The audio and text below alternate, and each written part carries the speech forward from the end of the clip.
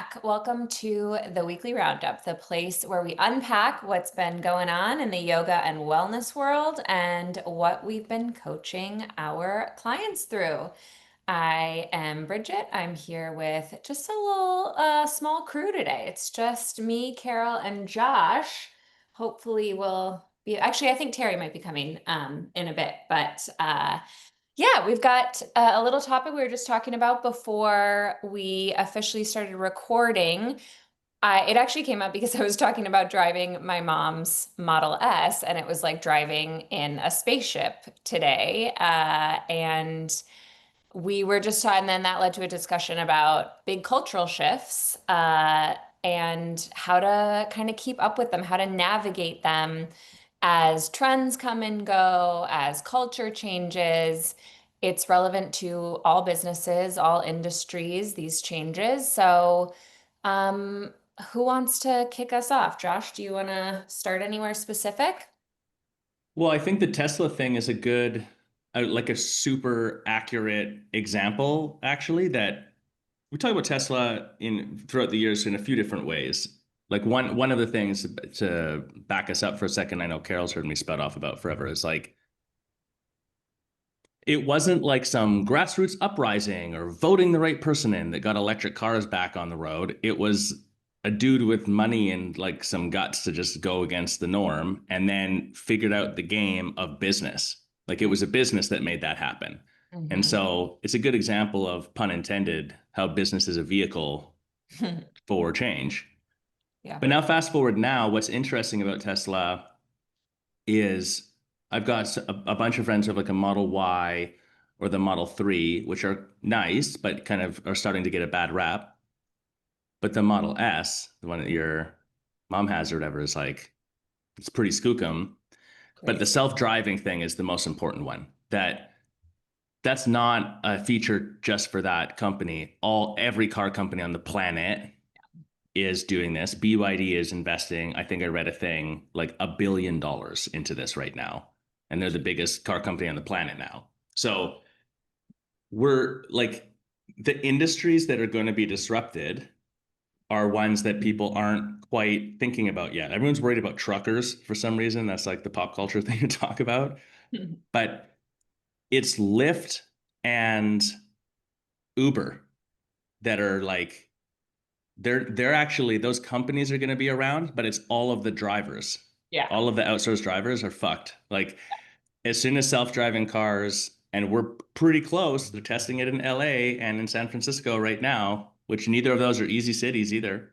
Hmm. Like that's where this is going next. Yeah. But the point would be the cultural shift is there's less people getting their license at a young age than there have been as a percentage of total populace. I love motorcycles. It's like anything with two wheels is an obsession of mine. Mhm. There are less young riders than ever before in history in Western culture. And you can read a lot of reasons for why that might be. But long story short, what do you do if your product is like a ticking time bomb, Yeah. right? Like it's like becoming obsolete, but maybe in less of an extreme way. And we see this in boutique fitness wellness as well. There's like the fad of something, that's an arc. But then Mhm. there's also the actual Mm. cultural buy-in to the usefulness of it. That's a Yeah. different arc, and that's a hard one because Yeah. if I think motorcycles are dangerous and not cool and fun, there's no marketing or advertising on the planet you could do that could possibly convince me of that. Yeah. So, yoga world examples, and I'll spin it back to you, maybe, Bridget. 90-minute Bikram yoga, old school, traditional 5 in the morning Mysore Ashtanga practice, Paul Grilly style 90-minute ultra slow sleepy swan yin, mat Pilates even. Now that's a little different because there's some modernization of that happening, but traditional mat Pilates, like these things they're not dying in their totality, but this sort of like drive towards them culturally has shifted. And so what do you do with that?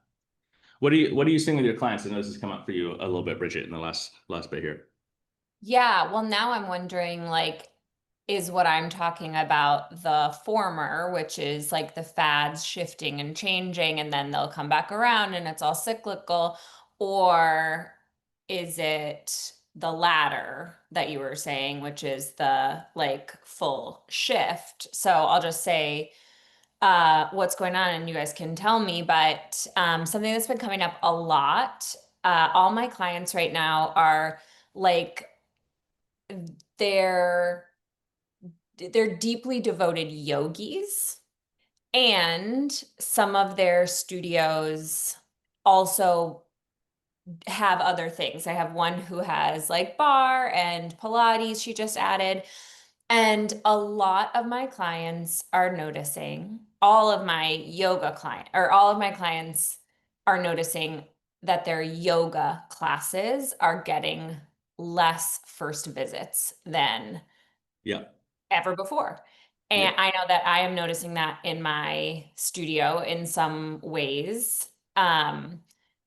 And a couple of them that have some hot Pilates on their schedule are noticing that those ones are filling up and selling like hotcakes. And I have had similar experience in my studio of like, and actually this is an age old problem, I think, for all studio owners, regardless of what you have, is like, what do you want to give people? What do people want versus what do you think they need? Like all of this, it's sort of an age-old problem. And so what do you do if like your passion lies in yoga and this other thing is the thing that people want more seemingly right now? So I would love to, so that's my question. You guys solve this problem. I'll let you jump in, Carol, before I go again. I I have a few mean, thoughts on I this one. I definitely saw it in my own studio. We were a 90-minute Bikram yoga studio. It was what I fell in love with, and of course, what we wanted to bring to the market. And culturally, a 90-minute class, then it's at least 2 hours, if not two and a half, of commitment. And we started to add 60-minute classes, and people got really upset about that. I saw the benefit, and then it's just, I think it sort of depends on where you're coming from as a business owner. Like, are you willing to sacrifice profits because you're so passionate to where you may not be able to pay yourself? Because we see that a lot with people that are like, no, I'm sticking to this. This is what I want to bring to the market. Versus like, I've said this before, I got into opening a studio because I thought it could make money. And so when I saw that our Bikram yogas after 15 years were now getting older and we needed to bring in fresh people, we have so many colleges around St. Louis. No young people were coming to our classes at all. They were just aging up, aging up, aging. Everyone was like getting older. And I was like, what I found was Inferno Hot Pilates, and it was what other studios were doing. They were seeing success.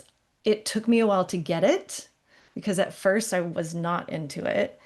And then I ended up taking a class and it all kind of clicked. And then once I was on board and I got the team on board, it was like, yeah. And it took a while, but now we have college kids coming in all the time, And so I think that it's just a matter of like, can you adapt with the changing times?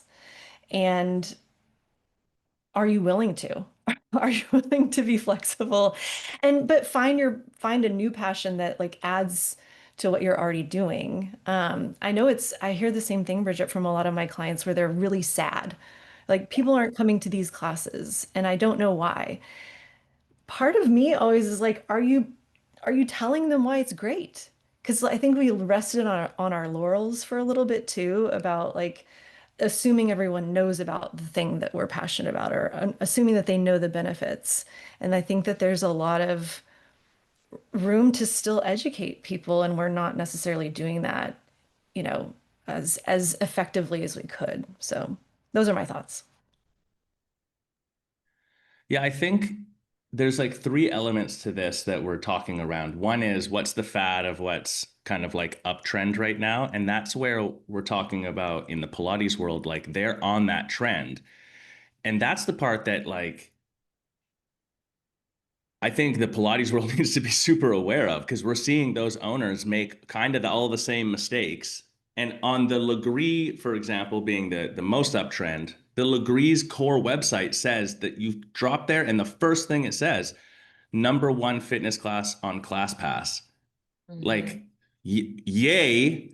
You just said we get all of the owners of our studios to give away 5% to 50% of income per class more often than everyone else. Like, what the fuck? Anyways, it, there's like the fat part. Then there's the what do people actually look for? And I think that the yoga world hasn't reconciled a core truth in Western culture, which is despite body positivity and despite this movement towards a more holistic, health-centered practice, and despite those things being more valuable than ever, more understood than ever, there still remains a deep innate desire for you to look fucking sexy in the mirror and be in shape, and athletic performance is still of high value culturally. And so if yoga has repositioned in your local market's mind as not that, then trying to get that person,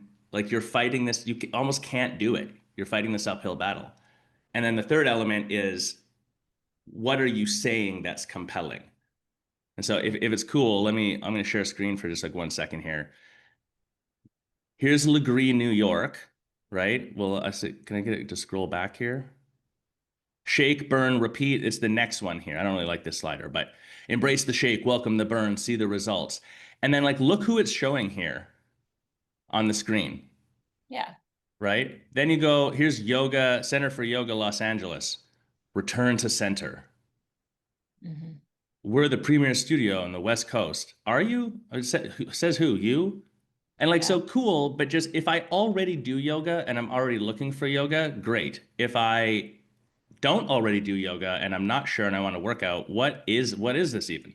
Now, of course, I can go read, but I'm just saying. Then you Also, got what does core. it mean to return to center? What does that even mean? Do I Like, even want see to the return to result. center? Right. Right. Maybe I'm trying to not go near my center right now. Yeah, Like yeah. I don't want to go I don't anywhere know. near that. Like, Right. not interesting. Yeah. Then you've got core powers angle, which is like, well, let's just hit him with a stupid offer because we'll just if you there. This is speaks a million words, right? Try a free week. Find your flow this week with free unlimited yoga. They have tested the shit out of this. Hmm. This says they know that by the time someone comes to Core Power's website, they're not asking if they're going to do yoga. They're looking for a yoga class. Yeah. So they're just bypassing the value prop of yoga and going straight to, we're going to compete on price and first offer. And they use the word flow because they know that's the most likely yoga thing to be looking for, Yeah. right? Then you have New York Pilates is an example here. High vibes, low impact, feel yourself. I mean, okay, this low impact component is common, but again, I went to New York Pilates website and the hero thing says New York Pilates. So what is that? And then this is a studio I went to in Vancouver. High intensity, low impact. But what I'd point out is the imagery here. Hmm. And Legree is the search word right now. Like, again, this is a bit silly, but the point across all of these is like the yoga for everybody message with this ultra body positivity, inclusivity imagery, which is positive. Hear me very clearly. If that is legitimately your product and studio, you should have that. I think that yoga has the identity crisis it's experiencing is it's lost an aspirational identity. Yeah. Like who am I becoming? Versus like I want to be a Pilates princess. Like I'm not even saying that jokingly. Me as a dude, I want to be Yeah. long, lean, strong, core strength, run around in spandex all day, every day, and take the kids to school. You know what I'm saying? Like, that's a good aspirational identity. Of course, I want that. Yeah. So I don't know. I think the you loving your product part is really important, but I think the realization is you have to say something, show something, be something compelling for your market. And what is on trend for what's compelling, that moves. And so you don't chase the trend, but you have to be aware of that you can't just rest on your laurels of like, it's trendy to do hot yoga. Yes or no. That's not going to work. I have so much more to say, but I'll stop there for a minute. Terry, you go ahead. Okay. Lots to unpack with this. And I think a lot of it all goes back to product. It's like, particularly if you have a OG like Bikram class or Vinyasa, whatever it is, it's like, is your product compelling enough for people to buy it and come in and buy it and buy a membership and keep coming back? So if those studios that low attendance in classes, it's like, I would say that you've got a product problem. I don't like this term. I just posted a comment in the chat. So part of it is like, and I had this conversation with a client yesterday about, or this week, are you doing anything with your longer term teachers? Is there any type of professional development? Are you looking at, if you still want to be true to yoga and things like that, up to 100%, but what are you doing to make sure the classes are engaging? Make sure that they're not just in a rut kind of thing, and like delivering the message. Like I have a client that is long-term Bikram studio, started out with Bikram. They now do IHP, which of course those classes, as you said, are just crushing it. But their Bikram classes are still doing really well, partly because they have a strategy for getting people into the Bikram classes. And they've been doing a lot lately around, why would you want to do this? Why, what do you get? That going back, I think, Josh, your thing about the aspirational identity. It's like, this is what you get when you practice this. And then the other thing I will just throw out there too is, I think a lot of it is the people that are coming in, they're still their sales processes are zero, none, or fuckety. I mean, I seriously just went to a studio here and was checking it out. I was actually being a secret shopper. And the space was beautiful. The teacher, I walked in, they were like looking at me, oh. And the teacher kind of hesitantly came out from behind the front desk and said, oh, have you been here before? I said, no. She says, oh, didn't know what to say. So then she said, yeah, oh, Funny. and they're on a main drag. And I went, she said, oh, well, would you like a tour? I said, sure. Hadn't even, didn't ask me my name, didn't introduce herself, nothing. But she was, and here are your shoes. This showed me the hot room and said, have you ever done hot yoga before? I said, oh, it's been a while. Oh, okay. Then she said, we have this, and then they also have, this is our retail section. Oh, that's nice. Oh, this swag looks kind of cool.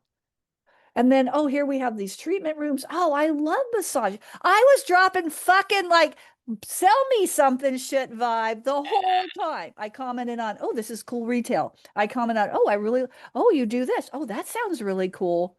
We get back to the front desk. And she said, okay, so here's our schedule. Yeah, okay. Have a good day. It's like, seriously, I was ready. They didn't, and I know what their offer is. It's like, never introduced herself, never asked me my name, never said, oh, what brought you in here? Oh, what are you in? Oh, why haven't you been to hot yoga? What do you feel like that? Nothing. Just, oh, okay. Bye. Never asking your name is so wild. Never asked me my name, never introduced herself. I specifically said, oh, I love massages. I specifically said, oh, I've never tried this. That sounds interesting. I mean, like, I gave every opportunity to say, sell me something. You're basically like, hey, hold my credit card while we're on this tour. Yeah, exactly. I have a lot of money that I'm looking to spend today. Yeah, I'm like, man, I mean, so anyway, I just was like, okay, this is, and I think this is very indicative. It's like I hear this from clients too. Oh, this and that. And that. It's like, well, what are you doing with the people that are coming in? It's gold. So what are we doing to get those people? Right. And I'm just going to throw this out there. I also have a client that did her KPIs and was really focusing on sales process, all of those things continually. Direct to membership, 82% conversion rate in the month of September. Nice. Amazing. And Nice. let me put it this way. They had, just to give some, it wasn't like they had 10 people come in. I think it was over 80 first visits. 82% conversion rate. Yeah, that's crushing it. That's It's the top. crushing it. That's the top 10% on the planet. Yeah. Right. And that's people who bought it organically, but also like a lot of studios was recommended. They had a lot of get drop-ins come in and they have a lot of buddy passes and they convert it. Yeah. So that's what I'm saying. That's what I'm seeing a lot with clients is that it's a little bit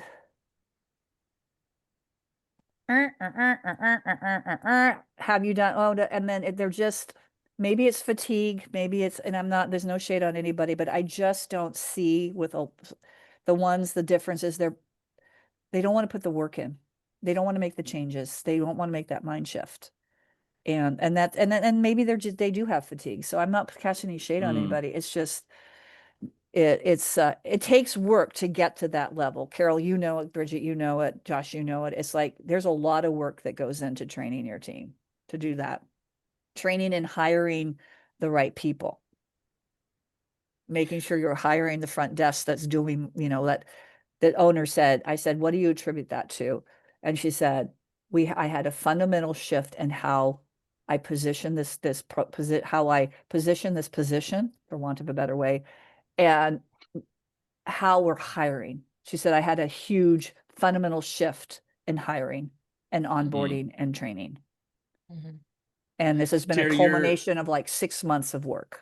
Mm-hmm. Yeah. So that's what I'll say. There's a couple things between the lines I think are brilliant in what you're saying. One is, when we're talking about how do you get more first visits in, if we're organically seeing less first visits in certain areas because there's a fad shift in the market, understand that like every studio owner knows that one of, if not your primary driver, is word of mouth. It's not just your existing members like bringing someone in, it's word of mouth, like people who have experienced you then spreading some narrative in your market. That's actually the most valuable piece. How do you think that happens? Like, you're telling us about this because we're talking coaching, but are you going to go tell your sister about this studio now? Maybe, like, versus had they have done all the same things, but then learned your name, sold you this intro, had a class, phoned you out, like all that stuff. And then your sister's like, what's new? You're like, started this new yoga place and it's awesome. And this teacher said this, and I thought that was cool. And now the word of mouth starts driving. So people don't realize sometimes that conversions are also part of your marketing if you get that right. So I think that's one. And then the other thing, Terry, that ties to this like industry shift that I heard you say in between the lines is like, owners aside, the whole industry of yoga, there are a lot of people that it seems like they have this attitude of defeat, and that has changed. It was never fucking like that.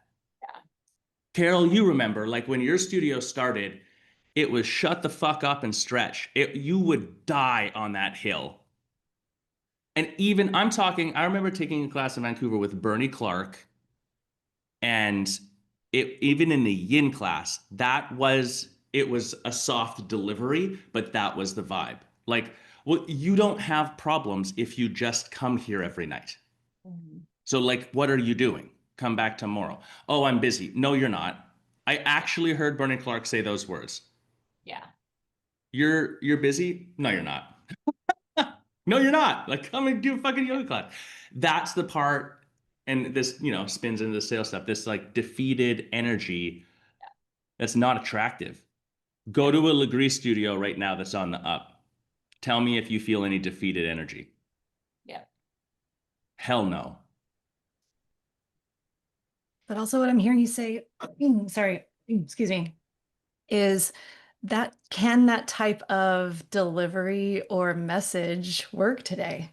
Because like the younger people coming up, this is what we're, wrapping it back into like culturally changing. Like if you told my son like that it was going to take up his free time, or like, no, my free time, like I wouldn't go to yoga class because I need my downtime, my free time. Like I don't know, Yeah. it's just there's something about like the way that back in the day we could deliver that and be like, nope, shut the fuck up, lock your name, Yeah. like that kind Yeah. of thing. It doesn't work anymore, I don't think. I agree with you. I feel like there's a new version of it, right? Correct me if I'm wrong. My son is right now, he has to, we're doing homeschool, and so he has to have obviously physical fitness as part of it, and he wants to do weight training. I didn't, I'm like, okay, cool. He's interested in hypertrophy, so we've got a whole class that we've built on it, whatever. And you're right. If I'm like, hey, let's do a workout on Saturday, like we'll get more hours in or whatever. He's like, oh no, Saturday is that's my free time day out. Like not working out on a Saturday. I'm like, that's not how that works. But he views it as, and this is maybe positive. This is part of like categorically my task list of things to do. On the other hand, because of that, it's easier to say in a less harsh way of like, you've got time or whatever. Just like, yeah, like just check the box. This is a habitual thing that you have decided to because you want something. You want to be in shape. This is the method that you've decided. And so like then do that. And so I feel like there's a new version of it that's possible. And the shut the fuck up, lock your knee. That's the Bikram reference for those of you who miss it. Like, no, probably not going to land with a lot of people now because they see through the dogma part of that stuff too. So there's a new version of this. Go ahead, Bridget. Yeah, I think I find this so fascinating and interesting. And I wonder if I don't know. I kind of think we need to bring that back a little bit. Like I do, like I kind of think people actually do want that. And I Yeah. think that I think sometimes we perpetuate the things we're afraid of from the top down. And so, like, we've heard all this stuff of like, oh, people like, oh, we don't want to be hustle culture anymore, which amen. Like, I'm with you. Like, I think that can be so like toxic and gross, like hustle culture.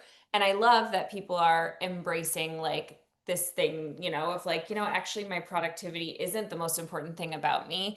But I think sometimes then we get like, we've talked about this a lot on the show, and I always really appreciate this conversation of just like, we start walking on eggshells about stuff. Mm, And then it's at the expense of getting people into a regular fucking yoga or movement practice, which is supposed to be the whole thing. That is what we're meant to be doing here. Like, that's all of our missions is to get people into a regular yoga practice. And if you're like, no, baby, if you don't want to, that's totally fine. If you don't want to practice yoga, like, that's fine. Like, just stay home, rest, like, just chill out on the couch. It's like, no, come here and rest if you want to. Come here and lay in shavasana the whole time. I know everybody has a different opinion about that. I'm very pro, like, come yeah. to my power flow yoga and I will set you up in like the best, most restorative pose of your entire life, and you can do that for 90 minutes instead. Um, but get to your fucking mat and Yeah. stop. And we are just coddling so much because we're afraid of getting canceled, or we're afraid of like, whatever. And I just think maybe we do need to bring this back. Actually, I'll say this last thing. Um, I was talking to a client this morning, and she's a like very traditional Bikram yogi, and she said that her teacher said to her the first time she ever practiced, "See you tomorrow." And she took that really seriously. And so then so she was just like, "Oh, I come tomorrow." And so we put it today in her first visit flow that every Hmm. every time the teacher is supposed to say, "See you tomorrow" to everybody. And I just love that. I don't know if Terry Yeah, dropped. that's Yeah. the way it used to be. It's just this assumption you're coming back tomorrow. Yeah, see you tomorrow. I was going to say that the whole concept of the free time, perhaps there's like, what constitutes free time? I mean, like you're saying, your kids are free time. What are they doing? Doom scrolling? Are they on social media? Whatever. I mean, it's like Video you games. video game. Okay, so They here's it's live like in mine. And at the risk of throwing my son under the bus, it's throw them like under the bus. he he would live in an alternate video game reality for almost infinite time if I let him. Which is understandable at his age that like that's what's happening.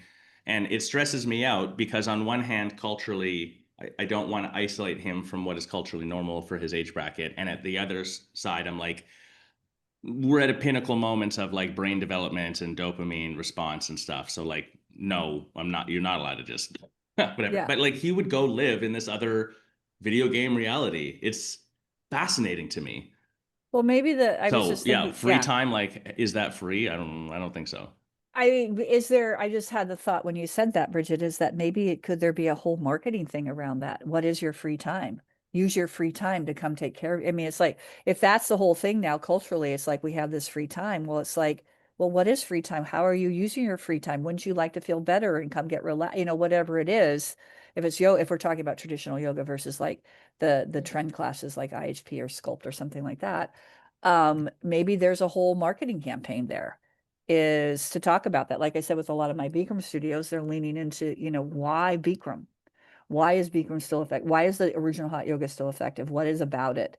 This is, and this is how, and then this one studio I'm working with that it's like, they're doing this whole out series of emails just to promote it, to try to get some of those IHP people to maybe practice a few yoga classes this is how it works with our other modalities is like, what are you doing to cross promote?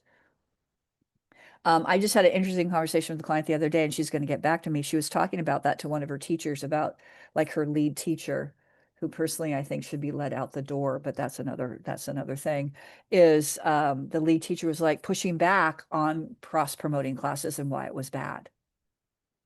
And I said to the owner, I said, well, can you ask her why she feel, because she couldn't give me an answer. I said, you need to, I said, I'd be curious to know why this lead teacher, when the studio is struggling to, fill some classes, is not saying that cross promoting the other modalities or the other yoga teachers is not right. Mhm. And that's the type of thing I think with the mindset of some of these, going back to yoga teachers, I can say this because I'm a yoga teacher, is get them out. It's like, if that's the mindset of your teachers, they're not doing you a service. Mhm. Yeah. Anyway, I'll shut up. Josh.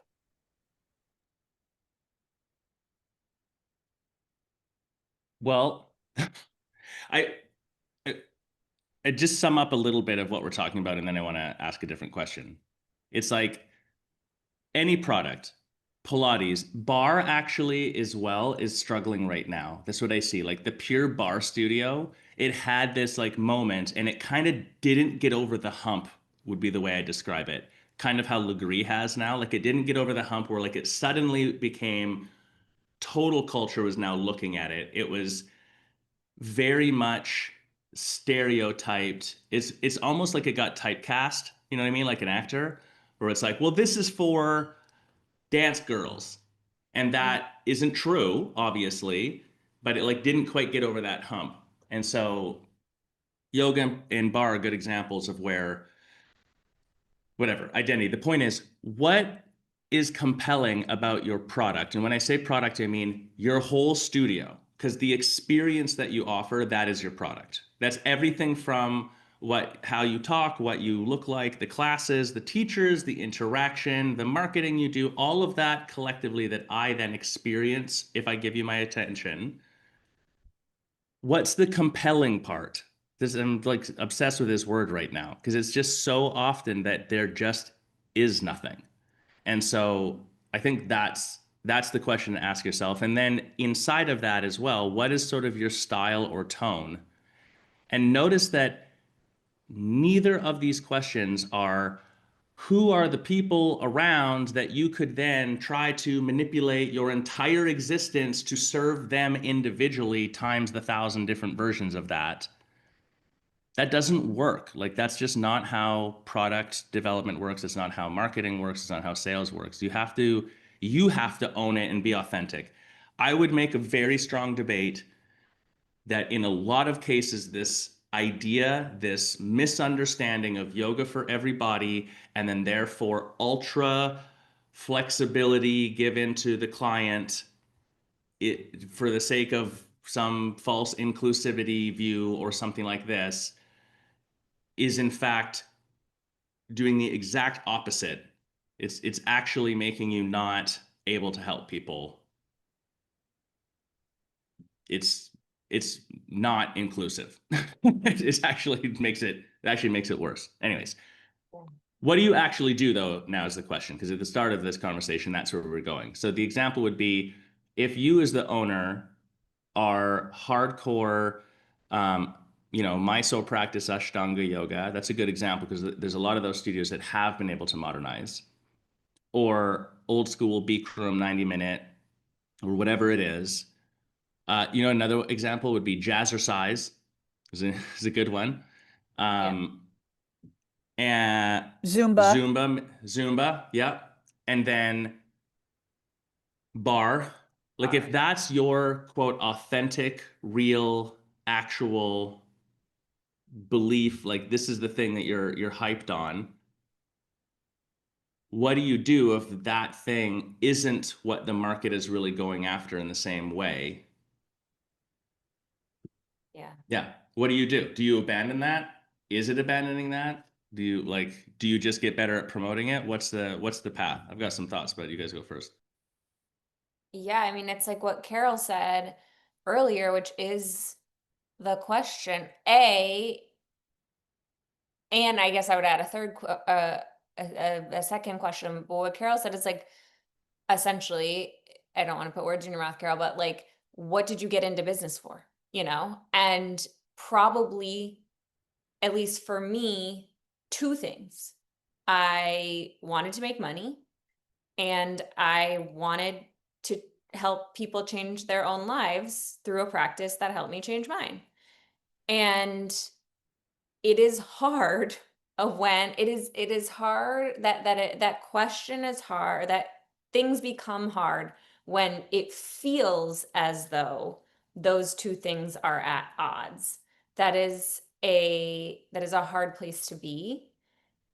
And I think, so I guess the question I would add is like, is it possible to continue growing and is there something you can do to stay prosperous and profitable and, for instance, keep your schedule full of only, even I would add it, I would give it 60 and 90-minute Bikram classes. Like if it's just hot yoga, like, can you continue to stay like ahead of the curve with that stuff? So those are my two questions, I guess. And what I have done in the way I have experienced this is diversify my offerings, like not just, adding something that looks a little bit like the trendy thing, but also like I make a lot of money through my prenatal and postnatal programs, like, and that brings me, revenue and stuff.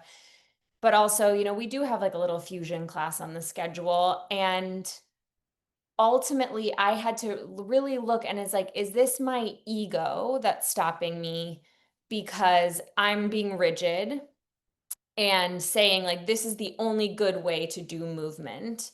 Or is there space for me to like embrace a little bit of this wave that's coming through and then get them in through that, because Pilates is a higher searched thing right now, bring them in through that and then like show them the other stuff too, like sneak the vegetables in.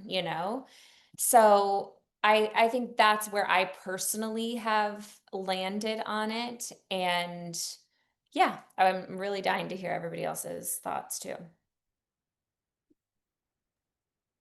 I love everything you said, Bridget. I think the biggest thing is noticing what you can really get behind as a studio owner, because that excitement, like you said, if it's something that you can see, like, oh, this also helps people, and I can maybe you said, get them in the door and then show them the other thing that maybe they weren't as interested in, but we can really um, get them in that way. I think that's the start of it. My other thing is, I think the reason we come back to Bikram and some of these other modalities is because it is so well defined.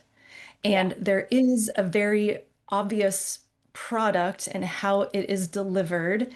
And same with Inferno Hot Pilates, it's delivered in a certain way. So the yoga studios, in my opinion, that I've seen that are just doing, one style or actually, what I'm trying to say is they have their product dialed in. Like they really have defined, like, this is how this class is taught. This is how that class is taught. This is what we stand for. This is the type of person that we're going to attract. Like you can tell that owners themselves have really, they are behind it. They have everything defined. That encourages the message. Like that's what's going to help you get your message across is having that product well defined and then knowing who you're trying to go after. Because again, like what Josh was saying, the yoga for everybody, I think it is a disservice too. Like if you can say, nope, this is what we're about, this is who we're targeting, come see us if that's what you want. And then the people actually deliver, or the student step, the teachers deliver, the students get it. Like that's what makes you grow. I don't know if that really answered any questions, but those are my thoughts. No, I think it's like I agree, this yoga for everybody. It's like if you're trying to please everybody, you're going to please no one. You kind of go back to that whole product thing. If you're trying to have a product that pleases everybody, ultimately you end up pleasing nobody. In the end, and so I I go back to vividly recall. This is before I owned my studio. I was managing the studio, and we were doing like a free yoga weekend kind of thing. And I was with the previous owner at the local restaurant that let you put up flyers kind of thing. And we were putting up the old-fashioned flyer with a little pull tab, kind of thing. And so there happened to be somebody there, and he said, "Oh God, yeah, I've heard that hot yoga." He turned out to be a yoga teacher, and he was really dissing hot yoga. And so the previous owner, his name's Norman, big guy, unfortunately passed away from cancer, but 6'3", big guy, big dude. He just like got into it with. He kind of Josh, you kind of reminded me of, because he was not afraid to say, well, why? Just engage in it. And so the guy he was like, well, have you ever done it? No. Well, how can you say you don't like something if you've never done it? And he said, huh, okay. I have to say, this guy showed up to class. I remember him. He remembered me. I said, oh, God, so glad you're here, blah, blah, blah. He took the class. And then afterwards, I was in the room doing something, and I heard him talking to somebody else. And this is what he said. He said, yeah, I don't like it. So I just don't like it. But he said, however, he said, he said, I have a couple of friends who I think would love this, and I'm going to tell them about it. Yeah. Right. Because it's like, it wasn't for, I don't know why I decided to say this, but if it pulls into anything or not. But it was just like, he tried it, he didn't like it, but he had such a good experience. Here, I'm spinning it back, Josh. He had such a good experience that he's like, I don't like it. It's not for me. However, I can think of 2 or 3 of my friends who would love it. Yeah.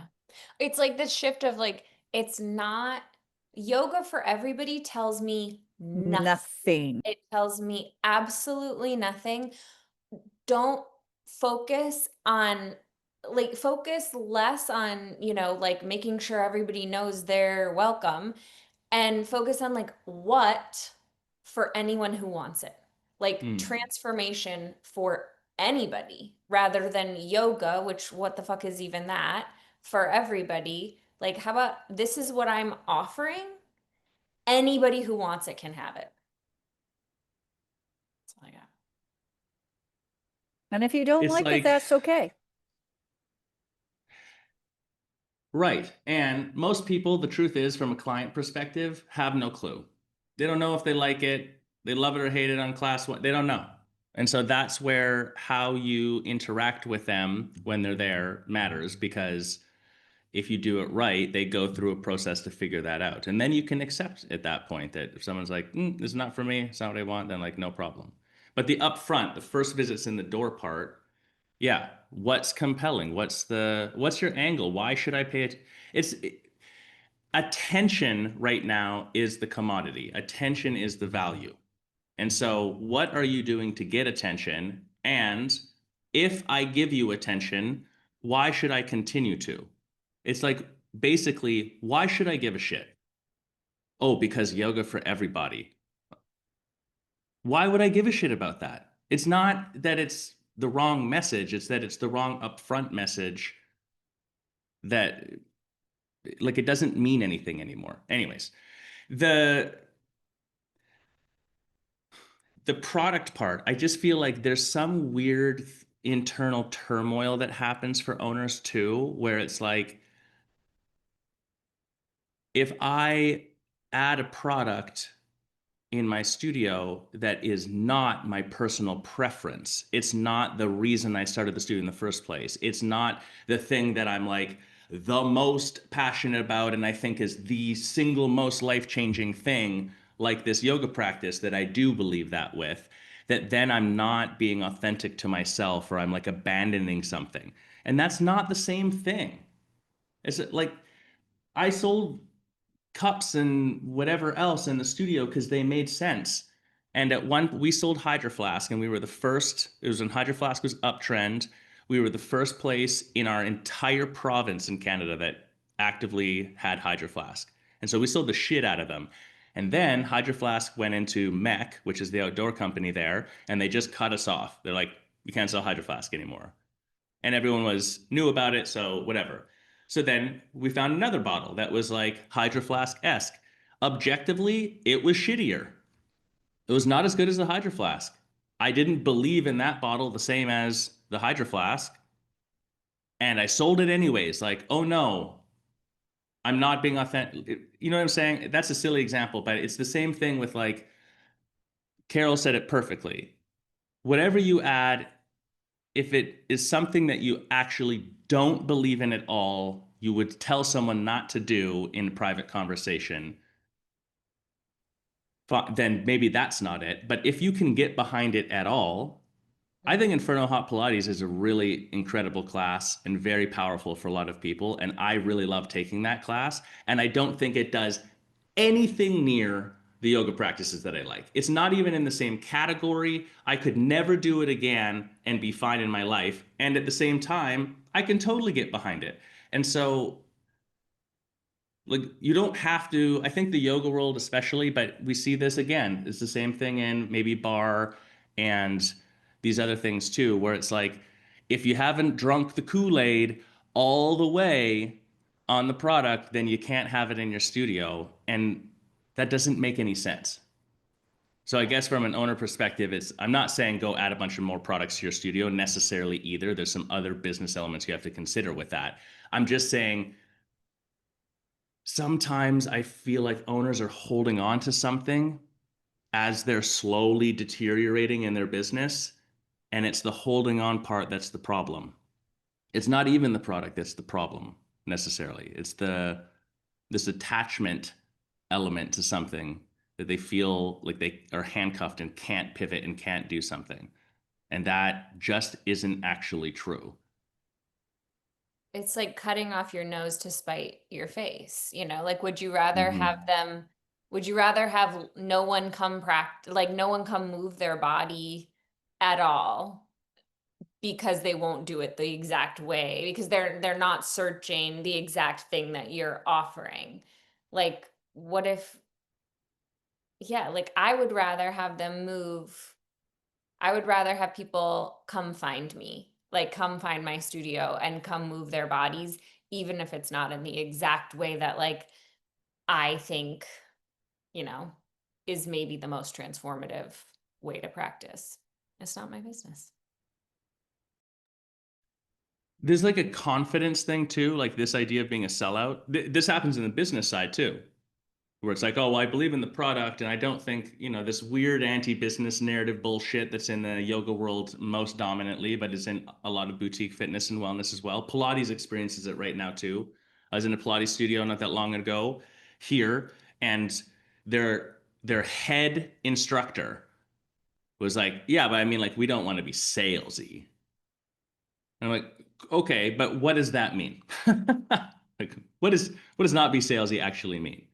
And so, whatever. The point being, this not wanting to be a sellout is the wording that's a little that I would have said when I owned a studio. But you have to define what that is for you, and maybe only you can do that. And I don't know, the not for everyone thing is a bit of a tangent, but like, look, dude, if you open a studio, a business, and you think that taking people's money for the service, fair exchange, or selling someone something, or being willing to market or whatever else, or manage your team or whatever else is selling out, you're not an entrepreneur. You shouldn't own a business. I'm not even trying to say that controversially, just like, I don't know, gut check. That's what a business is. Those are requirements of it. It doesn't mean you have to do it like non-ethically, morally. You have to abandon who you are. But if you just can't get on board with the idea that Carol's going to come into your studio for your IHP class, and you're going to have to say, hey, Carol, you should join our community, buy this thing.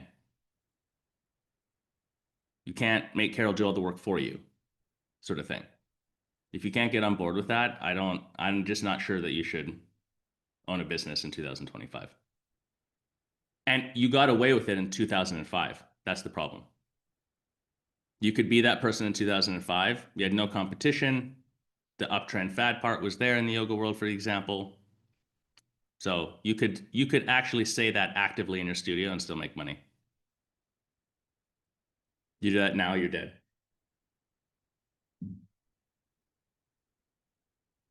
Okay, really straight question. Let's take it less deep part here. When do you consider adding a product that you don't have? Like when does that happen? What's maybe an indicator, or like how do you start to look at that in your studio? I would say maybe if you start to plateau, right? If you start to plateau, obviously you need to have capacity, right?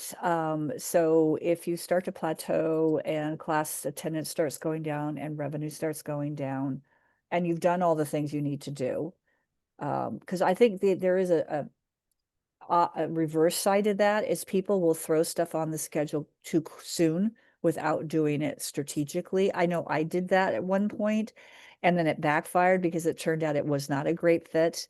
And so, I had to course correct. So I think that those would be something, it's kind of in line with not doing a panic hire. You don't want to add something on your schedule panicky because you think, oh my gosh, I got to do something kind of thing. So it's the same thing. If you're if you've plateaued, all of those things. And here's the other thing, because Josh, I know you've talked about this before. I think you've mentioned her, but there's a woman in Canada that owns a studio that basically has everything in place, and she just practices, and most people don't even know she owns the studio. And she's very content with it. It performs year over year. It continues to perform. It continues to be profitable. And there is nothing wrong with when you hit a point, you're like, this is good. And you're not sales, or maybe they're keeping up with inflation and you're happy and everything's, the system's in place. That's okay. That's a good place to be. It's if you hit a plateau and things start go down, that's when it becomes a problem. So I think that would be for me as or if people are asking, saying, hey, I took this class here or did this, and you're starting to get people, and it's like, not saying you have to do every craze. And if something works, like I think with IHP, it was such a great fit with Bikram yoga because it's an intense class. It's a structured class. Overall, I think that's why it really resonates well with people that have Bikram yoga. Whereas some studios have done it very well, but so oftentimes I feel that studios that offer Bikram and let's say, I know there are people that do it very, very successfully, but sometimes if the products are so incongruent, like typically you don't have like a lot of vinyasa. Maybe I'm wrong. You guys, you can tell me if I'm wrong or not. But like if I had a studio that did Bikram and vinyasa, I'd probably only take Bikram. That's just the way it is. So, Mhm. but anyway, that's my ramble. Yeah, it has to fit in. There are some Bikram Vinyasa combos that are extremely successful actually out there. But I think to your point, Terry, it's like when they have a cultural collide and then the entire product of the studio loses identity, that becomes a problem. And we do also see that. And it also, I see this, and this is please, please, please, those of you listening out there, please do not do a Vyasa class. Vyasa. I call it Vyasa because you have I like you have Vinyasa teachers who just that you put on you have teach a Bikram class and don't know how to teach a Bikram class in terms of the command structure style and what it is, and it ends up, I call it Vyasa. Well, there's the difference And of like that's your preference of whereas someone else might like that if ugh, that's what the studio is. I'm But sorry, it's not right. I It's would just just not right. No Vyasa. well, dogma, dogma. I know it's dogma. I know it's dogma. No, but this is the authentic part of like you run the studio and then you're making these decisions. I'm just rage baiting you, Terry, with the dogma part. But it's the like what is authentically you, all the way down to how do you teach? What's your style of teaching, etc. And having that defined, then you can become compelling. I was just going to make the comment, Bridget, and then you jump in here. It's like in a restaurant, you change the menu now and again. You might have a few core things that stay the same, but it's highly unlikely, at least in a sort of like locally owned restaurant, not a big chain, but even big chains, right? That you just keep the same menu for eternity. That's not normally what you do. You add other things to it because people just want to try something else. So, and you expand the market when you do that. It's like at some point you hit a plateau. Adding another product in, I would say one of the reasons would be when you think, okay, I want to expand the group of people in my market that I can access. So, Yeah. and if it also helps your existing clientele in terms of retention and stuff like that too, then that's a good formula. Mm. Yeah, I was thinking, I was actually just going to ask you guys more. Oh, two things. One is lower first visits, like say you've got these other systems dialed in, you're converting at a decent rate from your intro offer, your goal offer to membership, and is it like, yeah, is first visits like a good reason, like low first visits a good reason to throw that in there? So I want an answer to that. And then also I was wondering, how do you say you have a one room studio? Like, what does a schedule, like a really solid schedule, look like if you are gonna go for this? How do you do that? This is a challenge I've run into a bit in my studio because we just have one room. What does it really look like to like give it a good shot and not, piss off your existing clientele? Josh, do you have answers for me? So many answers for it. So many. Well, working in reverse, no, first visits. The number of first visits in the beginning don't matter if the number of members, net members per month is growing at the speed that you want it to. Yeah. And so that's a bit of a formula that you've got to figure out for your business. It's not to say that first visits don't matter, but like right now, people way over index their concern in that direction. If you've got a studio that's seeing, like ideally in any decent market size, you should be seeing 60 or above first visits minimum. 100 is our benchmark for like you can really build a studio well on that, and then you start to get to the 150 to 2 depending on your populace, and you can really get things going. But if your conversions don't work and the number of members you have or your churn rate is high, it doesn't matter. It actually like this does happen rarely where we have a studio that has really high first visits in their market, like 300 a month, and then what happens is their conversion's so shit, they still only end up with 10 members a month versus my studio down the street kind of thing only has 80, but ends up with 10 members a month. We're growing at the same rate, actually. But the studio with the 300 is way more stressful. There's way more wear and tear on everything. There's way more expense for you to do. Like, it's just way more expensive to do that, actually. And so that's not always the case. Yes, you want first visits. Yes, it is an indicator. Just be aware that it's actually a membership question, I think, first, then that second. That being said, part two, if your conversions are hitting the appropriate benchmarks, if your churn rate is at a healthy place, etc., and then you're not getting, and whatever, that's all in place, then the next thing to work on is first visits. It is marketing and advertising. And it blows my mind in the studio world how little people do. Like, really seriously, how little finance goes. It's like 2-3% max of revenue when it should be 7 to 10 to 12 maybe. And especially as a new studio, if you don't have a certain number of people coming in, like, literally, what the fuck else are you doing? Marketing, getting people in, like, that is the game.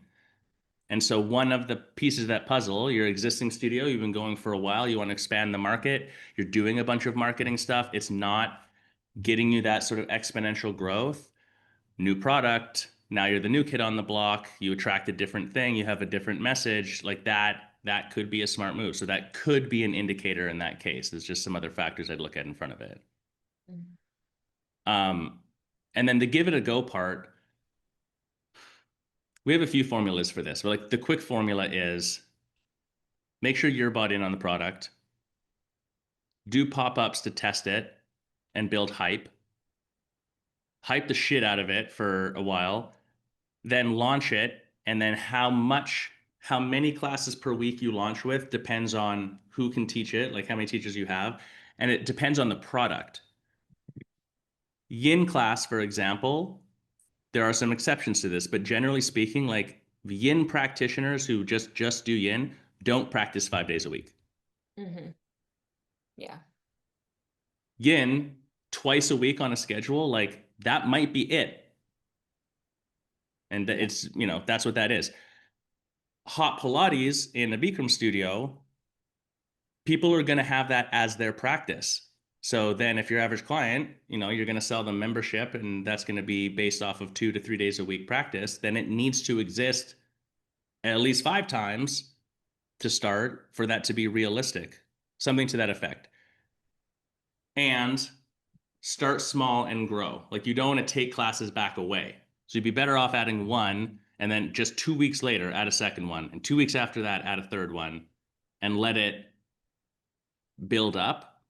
I think that's the smart way to do it, a more controlled growth thing. Bridget just asked in the comments too, do you charge for the pop-up classes? Yeah, Carol and Terry were saying, Carol, you said you did charge you just charge like it's a regular class. Yeah, regular class rates. Yep. I agree. I think, why not? You could do it free too. Nothing wrong with that necessarily. But I think pop-up's a good example of, like, if you've got something exciting, if you've got something compelling, that's enough. You don't need to give it away for free. Yeah, I think the same. Also, you can get into, and I've seen this happen with clients before and just like friends in the industry, is like, you can get into a pattern where it's like, oh, this is where the free shit is. Like, I go to the studio for like their free shit. Yeah. If you just keep doing it, like, I do think there's a time and a place for free stuff, but Yeah. yeah, you don't want to get, and like, also it's just like, they can pay $30 for a class or $35. That's fine. That's not a bad thing. No, Like, but you could also do like regular rates and then you could do like a special. I didn't do this, but I've seen studios do this. It's like they'll do like just a special drop-in rate for the pop-up. yeah, totally. And that can be Yeah. something like, hey, we got this pop-up. If you don't have a package, it's a, whatever drop-in rate. And then that could be a way to either get some new people in or people haven't been in a while kind of thing. So, but yeah, I agree with you. Free has to be strategic. If you start doing all these free shit, like you said, you just create people that show up for only free things. Also, maybe do a regular drop-in price and then be like, guess what? Everybody at this at this pop-up gets our intro or gets our goal offer for exactly what you already paid today. Yeah, You yeah, Yeah. just upgraded you to our intro offer. Come as Yeah. much as you want for the next week. yeah, something Yeah. like that. Yeah. One technique, now this is product specific. So if this is interesting to you, you're going to need to talk to a coach maybe to help unpack this or just think it through. But one technique is you do your pop-ups and you build hype, and you do that like a little longer than you think. You want it to be like people start to get hungry for it. And then you add it first as a series, not as a regular class, so that when people buy it, they have to buy the whole series. One, that guarantees a certain participation level. And two, you also create this scenario where it's a separate priced thing from your regular membership. So you actually increase your revenue and your lifetime value of some of your existing clients that will participate in it. The thought process with this is, if you're going to add in, a good example would be like your yoga and you're going to add in kettlebells, where it's like a really different thing, which actually could make a lot of sense. Like yoga sculpt is such a uptrend thing, but kettlebells would be like going all the way in that direction, right? You run it as a series and you do that a couple of times. Primarily, it's your existing list of people, even if they're not members, who are going to purchase that first, not brand new people in the market. And so you need that first, whatever, 50, 100 people like super bought in on that, because then they become where it disseminates into the market that is really awesome. And then you transition it from that into it's just part of your regular membership. And that process might take 6 months to a year for that to actually go on. But we have seen that with certain products that can work really well, because it sort of helps to make sure, like, not only that you build hype, but that you get this core base that are interested in it, so they promote it, and it helps to cover the expense of it. That you're not just adding another class and therefore more effort and expense, but then it's the same membership people practicing it. So you're actually lowering their value per visit in certain circumstances. It buffers for that as well. Yeah. And or like the obvious thing is, in the most extreme, if you add reformer Pilates to a studio, they have to price that different. It's a different equation you're solving for altogether. And so that's a separate thing altogether.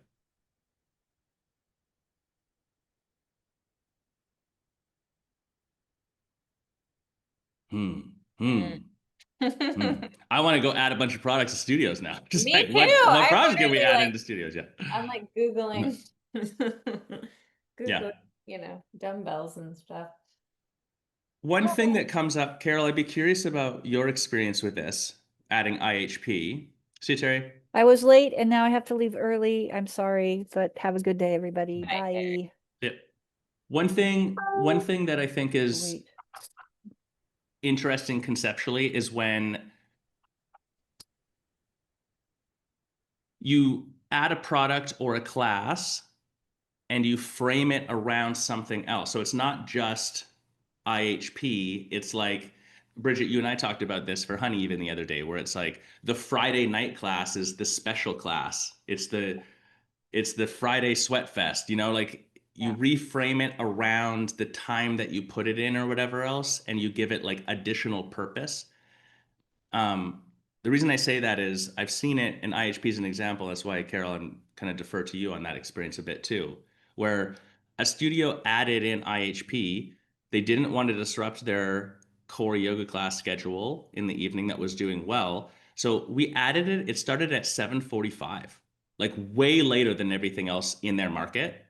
If you're in a city, that's not late, but for the market, that was like very late. And their teachers almost revolted. They're like, no one's going to come at 7:45. Like, no one wants to practice that late, blah, blah, blah, blah. Fucking exploded. And it became like the thing, like that was the thing you did, quote, late night in the town as you went to this sweaty IHP class. And that was the only time they had it for quite a while. You couldn't take it in the morning or in the afternoon. If you wanted that class, that's when you went. Yeah. I mean, I think that's brilliant. I think sometimes you can't predict that. I think it sounds like they tried it and oh, holy shit, it worked. Like, so then you could slap something on it, like this is the party place to be at 7:45. Yeah. I mean, we would kind of joke about certain things where like our late night on Friday had a lot of couples in it. And we're like, it's date night yoga, like your Friday Yeah. night with your sweetie, like you can hold hands in Savasana at the end of class. So, that was not at the time when we had social media, probably. It was way back when, but nowadays I might lean into that if it made sense. I guess it's the idea of expanding the market, not just with product, but also with what's the word I'm looking for? Purpose? Like, I don't know. I just think about myself. I've had phases in my life where I've been like I get up early now, but I had a phase where I got up really early, like before 5 a.m. And locally here where I live, there's nothing. Like there's people partying still at 5 a.m. Yeah. Nothing's open. There's no gym, there's nothing to do. You can't go anywhere. And so I didn't like it here because I want to get up at that point and then do something. Mhm. Whereas when I was in the city years ago and got up at 5 a.m., I could get up and go to the gym. Or Yeah. there's a spinning class I would go to. There was a Mhm. 5:15 spinning class, or my brother-in-law goes to CrossFit at 5 a.m. Mhm. And there's 30 people in that CrossFit class every day at 5 a.m. Same thing on the flip side. You go to like I would go to university, then go to work, then go downhill mountain biking and be like, I'm not tired. Now what? Yeah.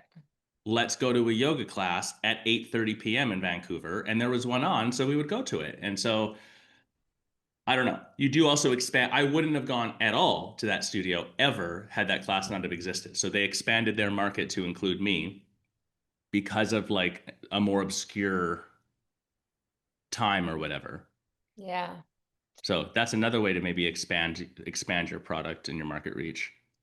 This is kind of related, but I have been kind of wondering like if you do have a couple different things on the schedule.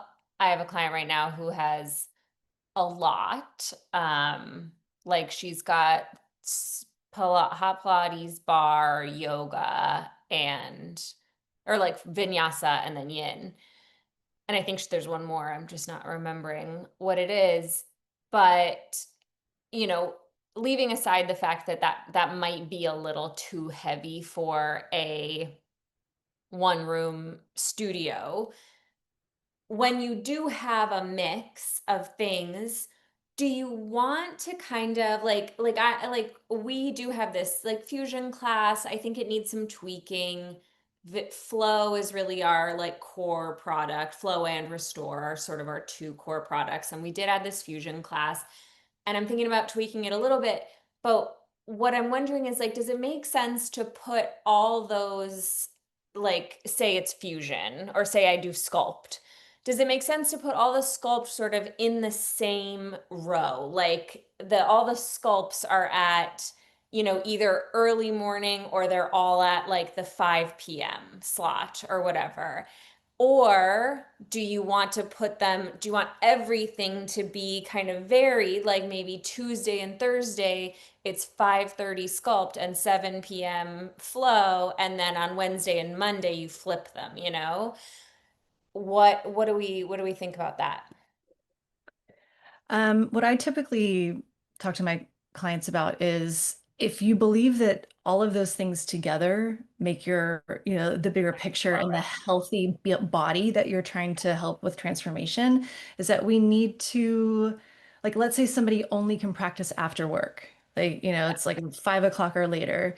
We can't have the exact same thing at the exact same time every day. We need to vary it up so that they can create a habitual practice with all of those different modalities in some way. So, yeah, that's pretty much the way I think about it when we're tailoring a schedule for a studio is that there needs to be that variation so that, I mean, it might be that it is at 5 p.m. But we're assuming that somebody could do also a 7 p.m. or 4:30, 6:30, whatever it is. But they could, if they're practicing after work, we have in those two slots after work the variation of all of these so that they could combine. But also at the same time, if they're only going to do one style, can they get at least two of those in, Yeah. during the week so that our membership makes sense? And Yeah. maybe a third on the weekend or something like that. So Yeah. it's not an exact science, but those are the ideas that I typically start with. It is a tricky equation. We talk about this especially, usually we're focused on evening block because that's typically the most busy block in studios. That's not always true, but often, maybe 70%. But we talk about it a lot with like 6 a.m. classes. Like if you want to build a 6 a.m. product, do you need it 6 days a week? Right. But then if you look at practitioners of it, there are people that practice 5, 6 days a week at 6 a.m., but most people do 2 or 3. Mm. And so if you get that right, you can actually get the same number of total memberships with only a 2 time a week, 6 a.m. class, regardless of style. But then if you had 2 styles, to Carol's point, then you rotate it. Yeah. And then now you have 2 groups of people. So that's the theory. The truth is you got to test to figure it out. But I think the most important thing, Carol, that I would just echo that you said is like, what does habitual practice mean? I.e., when does membership make sense, or when does purchasing something not a drop-in make sense in your studio, at least a 10-pack? Mm-hmm. If I only was to practice one of your products, when does that make sense? That's, I think, the minimum bar of what you're kind of solving for most of the time. And sometimes it helps to look at when it hasn't worked in a studio, like basically when it's a little fucked up, so that you can see it wrong to then discern what's right, if that makes sense. And so the example of this is the studio where, especially if I'm attached to the teacher, if you don't have a defined product and all the teachers just teach their class, and then I just really love your class, Bridget, and you teach twice a week, I literally calibrate my life to get to your class. And so is that enough for me to be on membership? And then if you were to move the times, I would try to calibrate, but if one of your times is then at like 1 p.m. and I'm working, then I can't come. So now I only come once a week. So now you try to sell me something and I'm just going to be like, well, no, because I'm only ever going to come once or twice a week. It doesn't make Yeah. sense for me to buy something. That's what it looks like when it's wrong. Like we don't want that. The whole teacher part aside is just how that plays out sometimes. Yeah. As opposed to I'm attached to my practice. I practice 3 days a week, and it's easy for me to consistently do that to build the habit. That's what you're trying to create. So I've seen both. I've seen Yeah. the rotation that Carol's talking about. I feel like most of the time, logically, that makes the most sense. Yeah. And if you, like Carol said, if you believe in the whole thing as a package, I have also seen it though, where it's like, no, 5:30 is just, that's our power flow class across Yeah. the board, period. Or a better example with power flow would be like the 10 a.m. slot for some reason. Like the mid-morning slot for flow often does really, really well. It's like nothing else goes in that slot ever, period. It's just power flow in that slot Yeah. because that's who wants to come then. And then same thing, the 7 p.m., like that's the Vin Yin with a Nidra end. Yeah. So, and that's just the same across the board, period. I have also seen that work. So both are possible. Tricky one. I think Yeah. the like coach answer to this, even beyond, is you have to test and measure. And this is where you're not going to just give in to what people say, but allow their behavior and your data metrics to give you influence. So you build one or the other, whatever makes sense. You actively promote it and build it up. But let's use the 10 a.m. power flow. If you're like, cool, well, 10 a.m. is a good time. This teacher on Wednesdays wants to teach a restorative, then you chuck it in, and then the numbers just tank and no one comes to it. Yeah. Who gives a shit if the teacher wants to teach that, or you think it's a good idea that people would do a restorative at that time of day? No one wants it. They're not buying it. So get it out of there, Yeah. sort of thing. So there is an ongoing calibration too. Oh, scheduling's a tricky one. It's easily the most Yeah. psychologically tumultuous thing in the studio. Totally. And Yeah. all I would say is you want to talk about attachment, go to a studio unsolicited and start telling them how to fix their schedule, and you'll get in a fight immediately. Yeah. People are so attached to the schedule. Yeah. And as the owner too, you're like, well, you try changing a class for whatever reason. It doesn't even matter if the class does perform better and has more people. It's almost a guarantee someone's going to be pissed off. One teacher's going to say something. Some student's going to send you a nasty email. It's almost a guarantee, it seems like. It's really kind of funny. So you can't win. Yeah. It's like refereeing the hockey game. You could do it perfect by the rule book. Someone in the crowd still calls you a bum when you're walking off the ice. Terry just had this with one of her clients that is also a friend of mine. So I've been hearing a little bit about it too behind the scenes, but like, yeah, big drama when she tried to change her schedule. But, you know, that goes to what we talked about last week in the roundup, which is just like, that's just leadership, you know, for you. Yeah. Like pissing people off sometimes. It's in service of like actually doing right by your business and your community at large. So, Yeah. I got to say, and when you add that product that, people were like, nah, that's not going to work. And you change that time, they're like, no, we shouldn't change it because whatever, whatever. And then it fucking kills it. Yeah. Like, not in a I told you so way, but like the sort of pride that comes from that, as an owner, like that can be a very powerful motivator. Like, yeah, a drug. Yeah. But I just mean, you need some wins as an owner sometimes. Totally. And one thing that we say to owners in coaching that's tricky because it doesn't feel like this, because as the owner, you're very also often isolated at the top. And you didn't expect that signing up. You didn't think like, oh, I'm going to sign up and be the owner and feel super lonely running this business up at the top because no one else is going to get it. And then that happens and you're like, what the fuck? I digress. The point being, you need these wins. But one of the things we say is like, sometimes when you're right, you're right.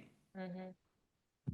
If you see all the data and metrics and you know what's going on and you've got a gut instinct and you can see the path forward, it doesn't matter if 6 other people are like, no, that's dumb. Like, if you know you're right, you might be right. Yeah. You got to kind of trust that. And whatever, if you're wrong, you fix it. It doesn't matter. You'll be okay. But Yeah. well, That's business. there you go. Is that a wrap? I think it's a wrap. Okay. And that's a wrap on this week's weekly roundup. Tune in every Friday and make sure to subscribe to Studio Cult TV on Spotify, iTunes, YouTube, or wherever you are listening from. We'll see you next week. Bye. Bye. Peace.